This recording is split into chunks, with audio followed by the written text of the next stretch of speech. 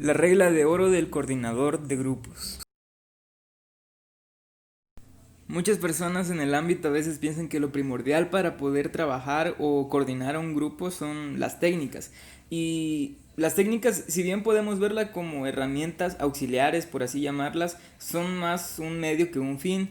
Por lo que tendríamos que ir descartando por completo que las técnicas son lo principal o lo fundamental para lograr organizar un grupo. Pero entonces, ¿cuál es el aspecto más importante para que un coordinador logre organizar un grupo de manera efectiva? Bueno, esta pregunta nos lleva a hablar sobre los vínculos. ¿Cómo podemos detectar el éxito o fracaso de un coordinador? Por la manera en que éste logra formar un vínculo con el grupo, con los integrantes y con la tarea. Al igual que si logra hacer que entre los integrantes del grupo exista un vínculo, con él como coordinador, tanto como con la tarea. Bueno, ¿y a qué nos referimos con crear un vínculo? Hablamos sobre cómo los integrantes y el coordinador expresan sus opiniones, sus participaciones y la manifestación de la conducta que existe dentro del grupo. Poder conocer con asertividad si lo que están comunicando lo están haciendo con la intención que pareciera o hay algo más allá de todo eso que nosotros logramos captar a simple vista. Y esta concepción de vínculo es un poco compleja porque trae implicaciones y complicaciones. Una de ellas va de que el vínculo no es algo que se pueda ver directamente, como lo estábamos mencionando, y por lo tanto no es fácil detectarla desde el principio. Por ejemplo, cuando conocemos a una persona podemos dejarnos llevar por la primera impresión, lo que dice y hace, pero conforme pasa el tiempo y conforme las vamos tratando nos damos cuenta de que no es completamente como nosotros pensábamos y hasta podemos ver con qué intenciones hacen lo que hace, o esto ya cuando conocemos a la persona hasta cierto punto. Pasa algo similar con el coordinador de grupos. Las primeras impresiones de los integrantes pueden ser unas y conforme avanza el curso pues se van dando cuenta de que es completamente diferente o no tan asertiva como ellos creían. Pasa que a veces pensamos de que ay, el profe se mira bien enojón y viene el resultado que es muy buen maestro. O hay veces que hacen comentarios como pensaba que el profe era bien chido y resulta que es bien enojón, confundiéndolo con estricto o algo similar. Y esta también vendría siendo otra implicación de la concepción de vínculo, porque el verdadero significado de la conducta de una persona lo podemos detectar únicamente por medio de la interpretación, pero corre el riesgo de no ser así, puede ser errónea, puede estar incompleta, por lo que tendríamos que tener más evidencias, conocer un poco más o tener más datos que comprueben nuestra interpretación para tener certeza acerca de lo que nosotros estamos interpretando de la persona o de lo que la persona está realizando. Otra implicación es la siguiente, que el mismo tipo de vínculo se puede expresar a través de conductas muy diferentes y la misma conducta externa puede ser manifestación de muy diversos tipos de vínculo, como lo vamos a ver con unos ejemplos en la siguiente imagen. Y estos son algunos ejemplos relacionados con el trabajo docente. Como vemos en el primer punto, a dos profesores le cae bien el mismo alumno, porque además de ser aplicado es simpático y agradable, pero uno de los profesores expresa ese sentimiento siendo más permisible con el alumno, mientras que el otro lo expresa siendo más exigente con él. Segundo punto, a un profesor le cae bien dos alumnos, pero a uno de ellos se lo expresa directamente porque le tiene confianza, mientras que al otro nunca se lo expresa porque no le tiene tanta confianza. Tercer punto, a un profesor le caen mal dos alumnos, a uno de ellos lo regaña continuamente delante del grupo, mientras que al otro le expresa su sentimiento no tomándolo en cuenta. En esos tres ejemplos vemos cómo el mismo mensaje se transmite de diferente manera y esto va en relación al vínculo que tiene una persona con la otra.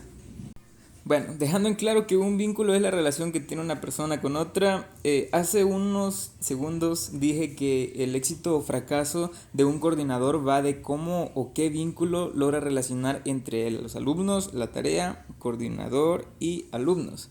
Bueno, existen 5 diferentes tipos de vínculos y a mí me corresponde explicar por motivos de complementariedad el uno y el 2. El 3, el 4 y el 5 y el 6 ya los habrán explicado mis compañeros y pues yo no pude porque no tenía y no tengo luz todavía. Pero bueno, voy a explicar el uno y el 2. Y antes de explicar el primer punto, cabe dejar claro que cuando hablamos de coordinador de grupos, hacemos referencia al que sigue una didáctica grupal, porque para poner en marcha el proceso de aprendizaje necesita eso, de una didáctica grupal. Porque los profesores que piensan que su función dentro del grupo es solo transmitir, por así decirlo, lo que él conoce o ve como una obligación enseñar lo que él ya sabe y se la pasa hable y hable y hable y hable y hable en forma de exposición y no hace que propicie el trabajo grupal, no puede ser llamado profesor. Y a diferencia del profesor que lleva en claro que su trabajo no es transmitir lo que él conoce, sino hacer que los alumnos aprendan y adquieran conocimientos, tiene muy diáfano la conceptualización de lo que es un coordinador. El vínculo que establece el coordinador con el grupo. Bueno, el proceso de enseñanza no tiene protagonista porque es un complemento entre coordinador y grupos, pero en claro está que lo principal es que el grupo adquiera conocimientos. Por lo que una postura que además de ser benéfica para el grupo es una muestra de humildad ante el mismo grupo es la siguiente. Yo no vengo a enseñar nada, sino vengo a ayudarles a que ustedes aprendan y a que lo hagan de una manera significativa. Como ya dijimos, implica por parte del coordinador una gran humildad, lo cual se convierte en un elemento básico del vínculo que establecerá también con el grupo. Por otro lado, también tenemos al que utiliza las técnicas de grupo para, de cierta forma, manipular al grupo y que de forma que le sea benéfico para él mismo. Pero bien sabemos que tarde o temprano es contraproducente, tanto como para el grupo como para el proceso de aprendizaje. Y evidentemente también viene siendo contraproducente para el mismo profesor porque pues solito se viene complicando las cosas.